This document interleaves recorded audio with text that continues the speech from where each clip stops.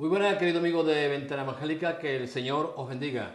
Bueno, pues como bien sabéis, Ventana Evangélica, el objetivo es dar difusión tanto de nuestra cultura, nuestra fe y de nuestra historia. Y en esta ocasión pues vamos a hablar de nuestra historia, vamos a hablar de la Reforma protestante. Para hablar de ello tenemos con nosotros al pastor del Centro Cristiano Nuevo Caminar, Manuel Guerrero, y él es también consejero de Justicia del Consejo Evangélico Provincial de aquí de nuestra provincia de Cádiz. Vamos a darle la bienvenida. Hermano Manolo, bienvenido. Bien hallado, Antonio. Gracias. Muy bien, muy bien. Vamos a ir directamente al grano porque creo que en media hora tenemos que contestar un tema muy importante. Es acerca de ese 31 de octubre, en el cual las iglesias evangélicas conmemoramos lo que es la Reforma Protestante, ¿no? Y en este mes también tenemos, evidentemente, solemos celebrar, ¿no?, lo que es el mes de la Biblia. Por eso he dicho que tenemos mucho que hablar, ¿no? Y bueno, antes que nada, gracias, ¿no?, por tu disposición, por tu entrega, pues yo sé que también eres un hombre muy ocupado en las diversas áreas y en la pastoral y demás. Reforma protestante, Manolo. Cuando hablamos de reforma y de protestante, por favor, ¿de qué estamos hablando? Muy bien, pues aunque digamos son términos en este caso bastante conocidos, sobre todo el primero, ¿no? Evidentemente los seres humanos pues siempre estamos procurando reformar, ¿no?, cambiar las cosas para mejor, ¿no? Y en el siglo XVI, justamente digo por situarnos un poquito en el tiempo, ¿no?, para entender por qué conmemoramos la Reforma protestante, pues digamos en la zona occidental de la Iglesia, lo que entonces era, ¿no?, y en parte sigue siendo, que se ha extendido por el mundo entero, la Iglesia Católica Romana, pues siglos antes incluso del siglo XVI, que es cuando eclosiona lo que conocemos como Reforma protestante, pues digamos que todo el mundo quería cambiar las cosas para mejor, ¿no?, porque se entendía que como cristianos las cosas no se estaban haciendo bien, ¿no? Y surge, insisto, no en el siglo XVI, sino con anterioridad, e incluso, cosa que podríamos incluso retrotraernos al siglo IV de la era cristiana, cuando pues digamos que el cristianismo deja de ser perseguido por el Imperio Romano. La Iglesia empieza a recibir pues personas que bueno, son cristianos nominales, y bueno, empieza a degradarse, ¿no?, digámoslo así, tanto el mensaje como la vida, no solo de los cristianos de a pie, sino de aquellos que en un momento dado tenían autoridad espiritual, ¿no? Continuamente hay deseos de reforma, de cambio para bien, de volver otra vez a las raíces cristianas, y como digo, pues se llega a la Edad Media en un momento pues trágico para algunos reformadores, porque van a ser condenados, van a ser ajusticiados, pero en el siglo XVI, justamente, y ahora, digamos, viajo al otro término de la Reforma protestante, va a surgir un movimiento que va a encontrar cierta protección política, incluso militar, por parte de una serie de príncipes, ¿no?, que en este caso pues eran sobre todo de la zona de lo que hoy en día conocemos como Alemania. Y el hecho de llamarse protestante, ese movimiento, ¿no?, que insisto, ¿no?, en cierta manera es protegido política y militarmente por los príncipes alemanes, pues va a ser conocido como protestante. ¿Por qué? Por dos razones, una, digámoslo así, espiritual, y otra política, ¿no? Protestantes, ¿por qué? Porque usando el término latino, protestatio quiere decir dar testimonio, pues esta reforma da testimonio de una serie de doctrinas que entienden que son las que se han dejado atrás y que impiden una verdadera renovación de la Iglesia. Hablo a nivel occidental, ¿no? Y por otra parte, protestante, porque en un momento dado, el entonces, bueno, famoso, ¿no?, para nosotros al menos, ¿no?, y bueno, creo que a nivel mundial, Carlos I de España, quinto de Alemania, el emperador, en este caso, pues nieto de los reyes católicos, pues él en principio va a permitir cierta libertad religiosa, pero en un momento dado, en cierto, bueno, parlamento o dieta, como se llamaba en aquel entonces, pues digamos que se echa atrás de esa medida y los príncipes, en este caso, pues alemanes, protestan contra esa decisión. Así que la reforma protestante, por resumirlo en dos frases, sería simplemente la eclosión, digamos, pública de un intento del cambio de la Iglesia cristiana occidental para volver de nuevo a la pureza, digamos, de la Sagrada Escritura, efectivamente de la Biblia, y que coincide con una serie de problemas de carácter político y tal, que hacen posible que en cierta parte de Europa, sobre todo central y el norte de Europa, pues esa reforma pueda llevarse a cabo. No así en los países del sur, que siquiera ahora hablamos un poquito porque nosotros somos países del sur, ¿no? España, ¿no? Tenemos claro, evidentemente, lo que has comentado, ¿no? Sí. El tema de la reforma, que era, en este caso, bueno, que tú un poco nos hablarás de esos personajes o de esos actores, evidentemente, que quieren volver por la Iglesia católica universal, evidentemente, que era la que reinaba. Sí, correcto. No estaban andando, digamos, conforme a lo que era la Biblia, y cuando se lee la Biblia, pues se dan cuenta de que no están obrando conforme a la verdad. Y eso, en un principio, lo que nos has comentado, ¿no? Sí. Y bueno, y es importante también lo que nos has dicho, ¿no? El término protestante viene por los príncipes, ¿no?, que son los que protestan, evidentemente, a aquellas cosas, ¿no?, que estaban sucediendo. Manolo, ¿qué personajes importantes tenemos? Porque hemos hablado del siglo XVI. Correcto. ¿Qué personajes importantes tenemos y cuáles eran las causas, ¿no?, o los pilares que un poco se van a decir, bueno, queremos cambiar esto, esto y esto? Muy bien, pues el más conocido es el famoso monje agustino Martín Lutero, ¿no? Pero, insisto, ¿no?, el movimiento de reforma, digamos, tiene multitud de nombres, unos muchos más conocidos, otros menos. Insisto, Lutero es el más conocido, se elige precisamente la fecha el 31 de octubre, porque fue en esa fecha donde él, como profesor, entonces no existía Internet, evidentemente, y las redes sociales, claro, y la red social de aquella época era la puerta de la catedral. Entonces él clava su famosa 95 tesis, porque había un señor, un monje, encargado precisamente por el papado para conseguir dinero para, bueno, en este caso, para una serie de construcciones que hoy en día existen, ¿no?, precisamente en Roma, ¿no? Y bueno, pues este hombre llega a decir de que, este monje, ¿no?, que cada vez que suena la monedita, ¿no?, digamos que da el creyente de a pie, pues el alma, pues del difunto sale del purgatorio, o va a estar menos tiempo, o hay perdón de pecados, o de ciertos pecados, ¿no? El tema es que esto indigna a este monje, insisto, era un monje agustino, que, digamos, clava esas 95 tesis para simplemente pedir que se debata este asunto, ¿no? Y bueno, pues ahí es donde, históricamente hablando, pues se señala el comienzo de la Reforma Protestante. Insisto que esto no es, digamos, totalmente cierto. ¿Por qué? Porque antes, durante y después siempre ha habido intentos de volver a la Sagrada Escritura, digamos, por parte de hombres, algunos, insisto, pues que murieron en el intento, y otros que evidentemente pues triunfaron, ¿no? A nivel español, y lo digo porque lo primero que va a hacer este movimiento es poner en manos del pueblo llano, la Sagrada Escritura en su idioma.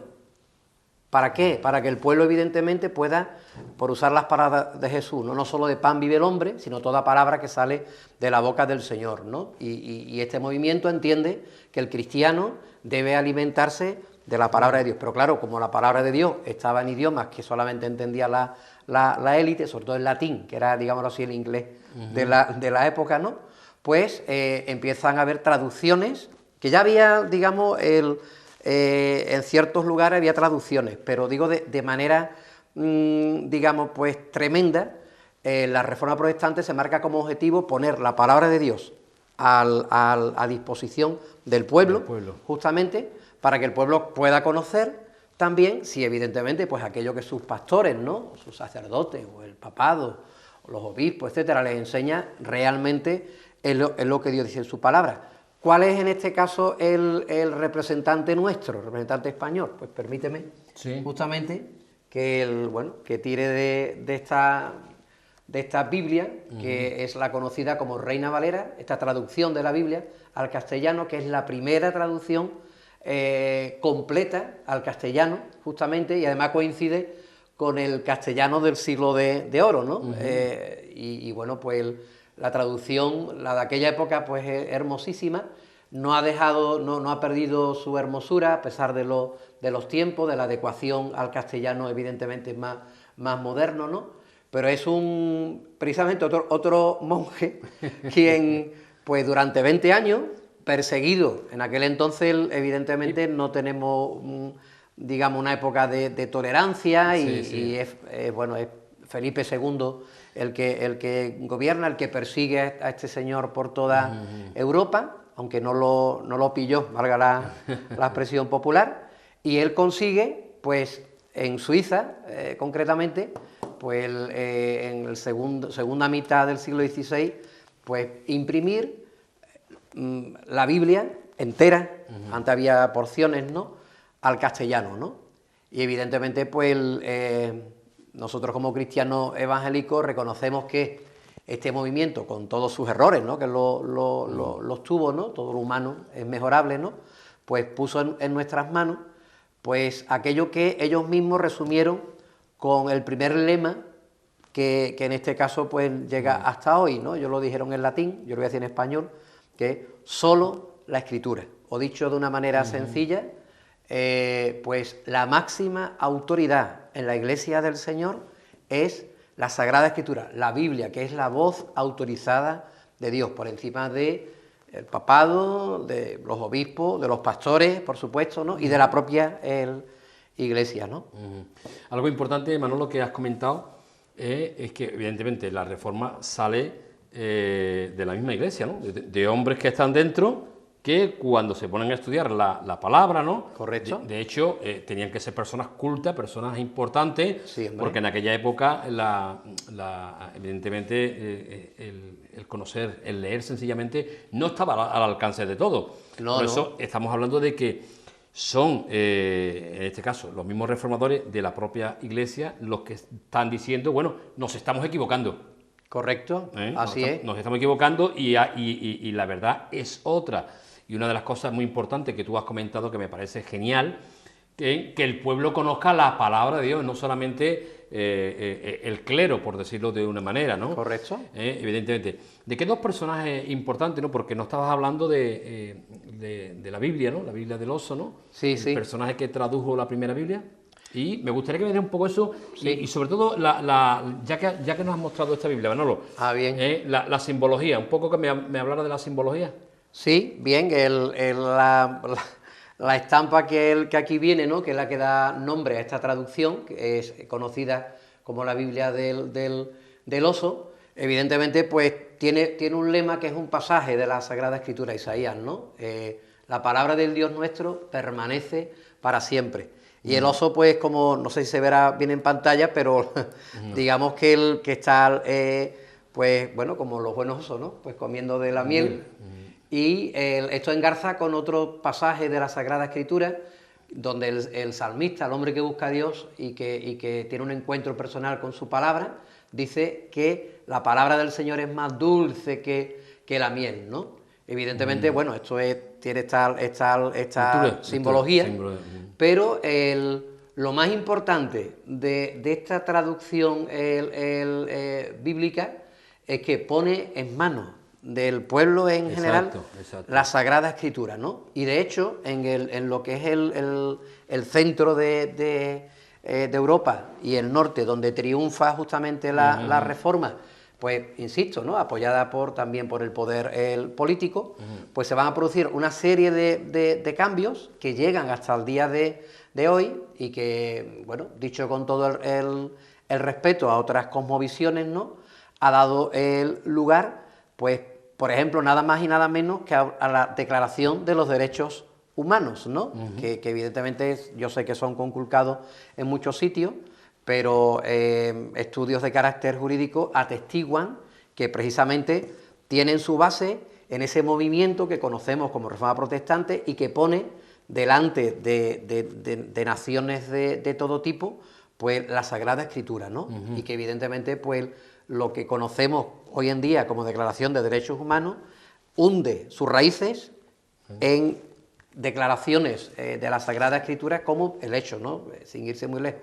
Primer libro de la Biblia donde se dice que Dios creó al ser humano, varón y mujer, a su imagen y semejanza, es decir, la dignidad humana es entendida pues de una manera radical, ¿no?, y con una fuerza que, insisto, a lo largo de los siglos va a dar lugar, entre otras muchas cosas, ¿no?, a lo que hoy conocemos como Declaración de Derechos Humanos, que está suscrita precisamente por todas las naciones, ¿no?, que forman parte de la ONU. Lo digo porque tú recordarás que en una conferencia de hace años, con motivo de la conmemoración de la Reforma Protestante, que tuve el honor de compartirla, yo titulaba Agua pasada sí mueve molino. Me acuerdo.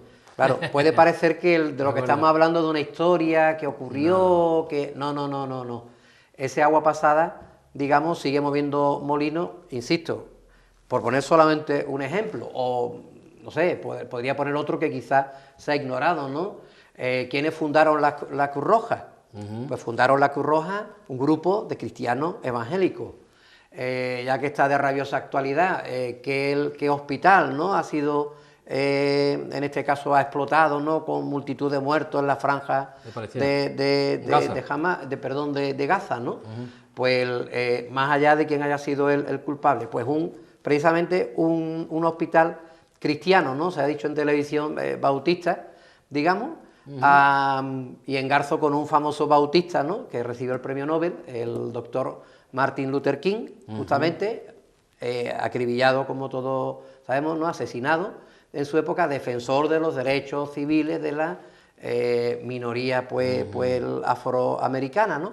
Allí podríamos estar mucho tiempo diciendo cosas muy concretas que en este caso ha dado lugar a la Reforma Protestante, que, insisto, ¿no?, basa su ideología en la Sagrada Escritura, en la Biblia. Por eso ese lema de solo la Escritura. O sea, ella es la voz de Dios, y para hablar de cualquier tema de fe y de conducta en la Iglesia, a ella debemos de remitirnos. ¿Y de qué otras más solas podemos estar hablando, Manolo? Bueno, en este caso las que voy a nombrar son otros lemas, otros eslogan, pero que provienen precisamente de este primero que he citado, ¿no? Sí. Solo Cristo, es decir, por usar palabras del apóstol Pablo, ¿no?, hay un solo Dios y un solo mediador entre Dios y los hombres, Jesucristo hombre. Amén. Con todo el respeto y el cariño y la admiración a la Virgen María, a los apóstoles. Pero es lo que dice la Biblia. Es lo que dice la Biblia. Es lo que los reformadores se encontraron. Correcto. Y por eso, digamos, en la Reforma Protestante, pues desaparecen pues elementos de la liturgia, ¿no?, como pueden ser en este caso el tema de las imágenes o la veneración, digamos, la veneración excesiva, ¿no?, diríamos así, digamos, pues a la Virgen María, a los apóstoles, insisto, ejemplos evidentemente de piedad cristiana, y de ellos aprendemos muchísimo, ¿no?, y han de ser imitados, ¿no? Pero hay un solo Dios y un solo mediador entre Dios y los hombres, Jesucristo hombre. Por eso el otro lema es solo Cristo.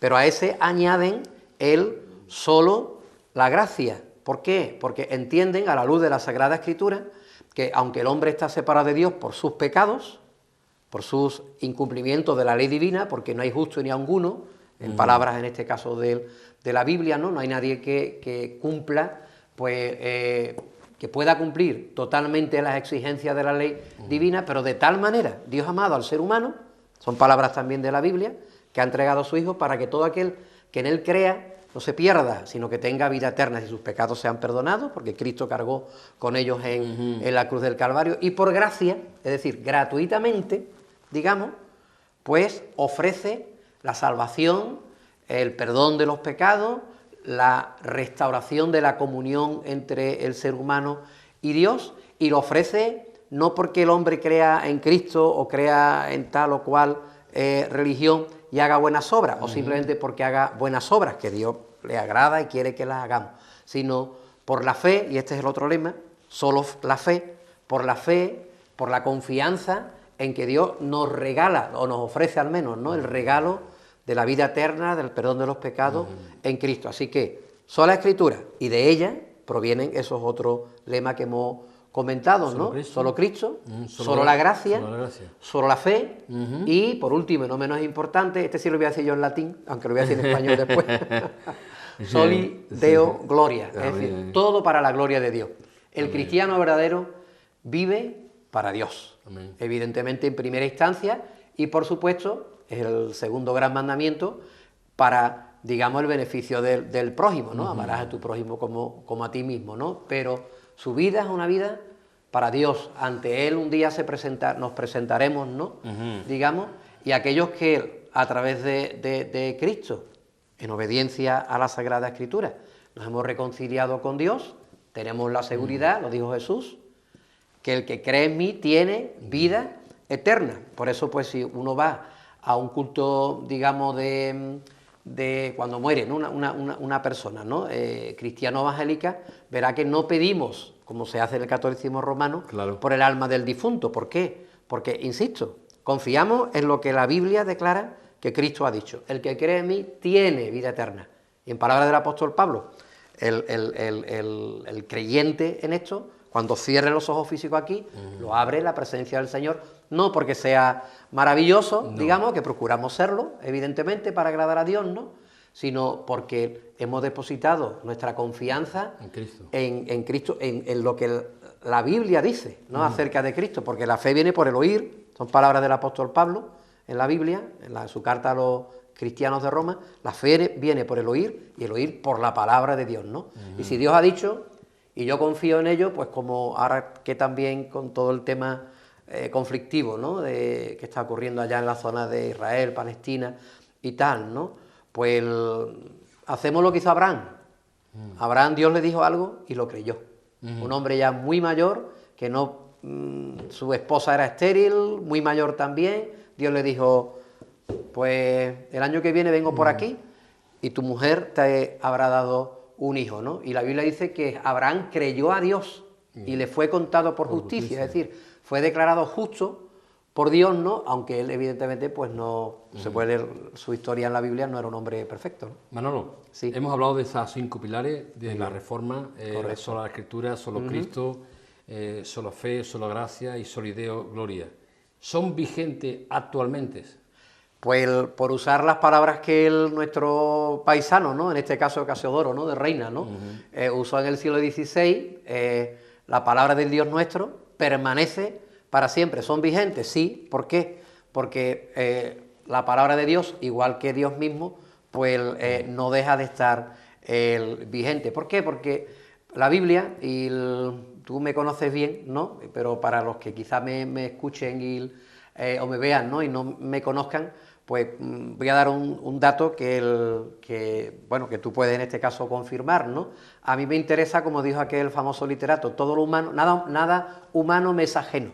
O sea, yo quiero saber de todo y además con profundidad, con objetividad, con reflexión, pero como la Biblia no hay ningún otro libro, porque la Biblia, si realmente es palabra de Dios, personas dicen, bueno, pero yo cómo sé, porque eso fue escrito por hombre y tal. Bueno, lea usted la Biblia. ¿Cuál es la experiencia que algunas personas me han dicho? Y cito literalmente, ¿no?, de un joven de Arcos de la Frontera, ¿no? Manolo, estoy leyendo y parece que me lo está diciendo a mí. Claro, esta es la experiencia de los que se acercan a la palabra de Dios, que si es palabra de Dios, evidentemente, pues por usar un símil bíblico, ¿no?, es como la gladium, ¿no?, digamos, de los famosos gladiadores romanos, ¿no?, que penetra hasta lo más profundo, incluso discerniendo las intenciones del interior, ¿no? Como nadie nos conoce como Dios, pues su palabra evidentemente mete, digamos, pues sus ideas hasta lo más profundo y es como una especie como de espejo, ¿no? Donde realmente nos vemos reflejados. Así que yo, si me permite, la mejor manera de conmemorar, digamos, la Reforma protestante es leyendo la Biblia. Amén. Digamos, porque es lo que quisieron. Claro, esto no lo he comentado antes, pero creo que es un dato interesante. Coincidió con el hecho de que surge en esa época, un poquito antes, en el siglo XV, con Gutenberg, pues lo que diríamos el Internet de la época, ¿no? Exacto. Digamos, que es la imprenta, que va a hacer posible que estas ideas pues vayan de norte a sur y de este a oeste, ¿no? De hecho, una de las cosas que se intentó por parte del catolicismo romano es con el famoso libro de índices prohibidos, pues que esos libros, que ya eran muchísimo más baratos, evidentemente, ¿no? Y asequibles que los que durante la Edad Media se copiaban a mano, ¿no? Por los pobres monjes ahí, ¿no? Que se quedaban dormidos muchas veces, pues llegar a multitud de personas, ¿no? Entonces, bueno, quisieron ponerle puertas al campo, pero evidentemente no pudieron, ¿no? Lo cierto que fueron también muchos hombres los que tuvieron que pagar con su propia vida. Correcto. Entre ellos, bueno, podríamos citar, por eso decía yo que sí. No hay tiempo para contar la lista de hombres, no solamente, digamos, de fuera de España, sino de dentro de España, como el famoso Julianillo, ¿no? Que tiene allí en Santiponce, si no recuerdo mal, tiene una estatua en recuerdo que en un doble fondo el hombre pues recorría España, que entonces además estaba dividida con diferentes aduanas y tal, pues llevando en un, digamos, en un, ¿cómo se dice? En un, digamos, en una parte oculta, sí. Digamos, por encima de digamos, pues otros elementos que él vendía, ¿no? Pues la Biblia y otros libros cristianos, y bueno, pues al final lo pillaron, claro, y fue quemado en Sevilla, ¿no? Manolo, es importante, ¿no? Porque nos quedan 4 minutos, ¿no? Pero yo creo que en Jerez también, ¿no? En Jerez de la Frontera hay un testimonio importante, ¿no? Me gustaría que me hablaras un poco de ello. Sí, correcto. En Jerez de la Frontera, digamos, aprovechando que en el siglo XIX, pues por primera vez hay una Constitución española que permite la libertad de culto para los españoles, pues se funda una congregación evangélica, que está en la calle Argüelles, justamente, y que, bueno, pues llega hasta el día de hoy, ¿no? Y que además fue pastoreada, por si no se sabe, por un judío que se convirtió, evidentemente, a la fe evangélica, ¿no? Protestante, y que, bueno, pues tuvo a bien pues traer la palabra del Señor, y que además era descendiente de los famosos judíos españoles expulsados digamos, pues por los reyes católicos, ¿no? Pero bueno, eso es otra historia que evidentemente pues necesita más tiempo para ser explicada. Y bueno, y de hecho también, ¿no? En nuestra ciudad de Jerez de la Frontera, si vamos al cementerio, ahí tenemos también un testimonio público, ¿no? Correcto. Que está antiguamente estaba aquí donde estaba el antiguo campo de fútbol Domé. Sí, en la zona, ¿no? La calle Córdoba, ¿no? Creo que puede ser, o la zona... Sí, la zona, perdón. Vale, sí, esa zona es. Bien, bien. Y bueno, y actualmente tenemos un testimonio claro y contundente, ¿no? De los hombres protestantes que también estuvieron aquí en nuestra ciudad de Jerez de la Frontera, ¿no? Sí. Y tenemos en el cementerio, ¿no? Que hay un apartado donde evidentemente hombres también, pues, estuvieron también aquí dando testimonio, evidentemente, de la palabra, ¿no? Y yo quería decir, Sente, para terminar, que la Biblia, digamos, y la fe protestante que en ella se basa, no es algo extranjero. Exacto. Sino que la palabra de Dios, como no puede ser de otra manera, es para todas las naciones. De hecho, Jesús era judío y nadie le rechaza por ello, ¿no? Claro. Justamente, los apóstoles también. La palabra de Dios no solamente es viva y eficaz, sino que es internacional y para todos los tiempos. Y nuestra fe protestante se basa en ella y de ella queremos hablar. Muy bien, Manolo. Un último versículo que tengas grabado en tu corazón que quieras comentarnos. Pues aquel que primero entendí de la Sagrada Escritura, ¿no? Jesús dijo en el último y gran día de la fiesta, está recogido en el Evangelio de Juan: el que cree en mí, de su interior correrán ríos de agua viva. Y Juan el apóstol, explicando esta manera tan poética, ¿no? De hablar de lo que iba a ocurrir en el interior de una persona que creyera en Él como su Señor y Salvador, pues dice, esto dijo del Espíritu Santo, que recibirían los que creyeran en Él. El Espíritu Santo, que da una nueva vida, digamos, espiritual a la persona, se recibe por la fe en Cristo. No por una iglesia, sea evangélica, protestante, católica o la que sea, sino por la fe en Cristo. Y a eso yo quiero animar a todos porque ahora tengo 60 años. Yo con 18 años decidí, evidentemente, recibir públicamente a Jesús como mi Señor y mi Salvador y el que había cargado con mis pecados. Y por eso he citado este pasaje, porque fue el primero que se cumplió en mi vida. Yo era una persona que lo tenía todo, buen estudiante, buen hijo, etcétera, pero evidentemente me faltaba algo. Y lo que me faltaba era, pues, digamos, reconciliarme con Dios a través de la persona de su Hijo. Y eso pude hacerlo gracias al conocimiento de la Biblia. Así que animo a todas las personas que se acerquen, y si hay cosas que no entienden, bueno, pues para eso también estamos los pastores, ¿no? Para guiar, para ayudar, ¿no? A explicar las cosas que, bueno, que en un momento dado no se entiendan. Siempre Biblia en mano, para que ustedes puedan comprobar que lo que decimos no es lo que dicen los protestantes, sino lo que dice la Biblia. Lo que dice la Biblia. Manolo, gracias por tu tiempo, tus palabras. Y bueno, yo creo que esto ha sido una semblanza porque hay muchísimo que hablar, bueno, muchísimo aquí podríamos que estar hablar. Meses, meses, y no cierto. exagero. No, y yo te creo. Aunque sea andaluz, ¿no? Sí, no es una exageración andaluza. No. Pues bien, gracias, mi hermano, por todo. Encantado, Antonio. Encantado. Pues, querido amigo de Ventana Evangélica, hemos estado con el pastor Manuel Guerrero, el que nos ha hablado muy escuetamente, porque como bien dice, para hablar de la Reforma Protestante, de lo que Dios ha hecho, evidentemente, a través de estos hombres, con su palabra, podríamos estar largo tiempo hablando de ello. Pero lo importante, como bien decía nuestro hermano pastor Manolo, es la lectura de la palabra, la lectura en la que convierte el alma, la que va a traer la luz a tu vida, la que te va a traer el conocimiento y sobre todo de la persona de nuestro Señor Jesucristo. Él es el centro, el motivo de nuestra adoración y de nuestra alabanza. Él fue el que murió por ti para darte la vida y la vida eterna. Fuera de Cristo no hay salvación.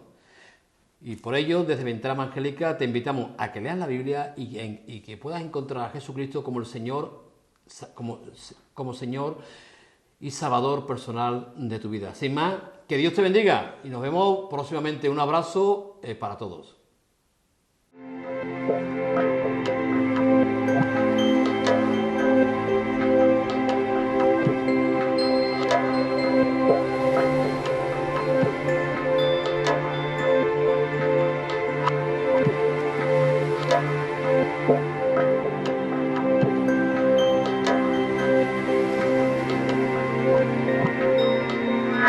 Thank you.